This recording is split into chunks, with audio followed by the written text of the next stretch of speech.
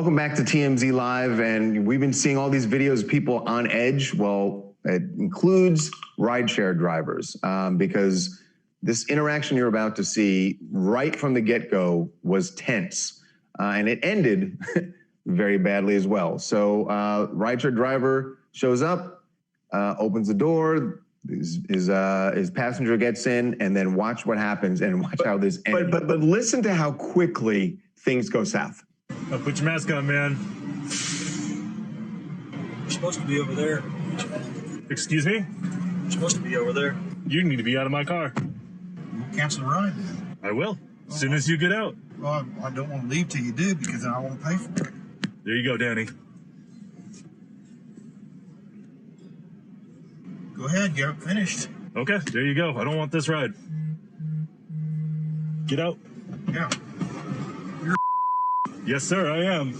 Yeah. Wow, that's a thing to do. Yeah, I know.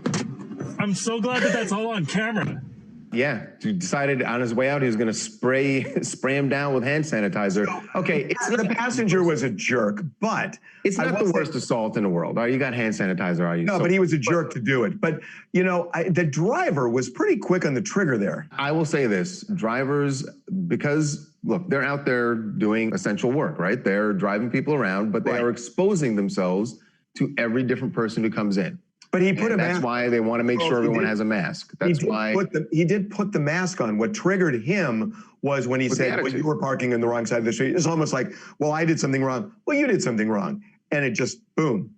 Yeah, I will say this. It could have been handled better on both sides of it. I want to give the rideshare driver the benefit of the doubt here because they're the person who's more, throughout the course of their day, I agree, exposing themselves. Well, and the driver, they're just basically following what the company tells them. I mean, I've been in that situation where you're kind of in your mind, you're like, oh, well, I dropped the pin here. Why aren't you picking me up here? But where they're picking you up is obviously in the best interest of everyone's safety. Yeah, I mean, it's almost neither here nor there. The driver did seem to, I guess it just didn't start out well when the guy got in the car without the mask. And I get that because it doesn't take long if somebody coughs or sneezes for something like, you know, something bad to happen. I get it. I will say this. I got into a rideshare a couple of weeks ago with a friend who made a joke with, like, the driver said, hey, make sure you have your mask on. I had my mask on. My friend was putting her mask on, but joked with the driver. And immediately the driver's like, hey, I'm not joking with you guys. If you don't want to put your mask, get out.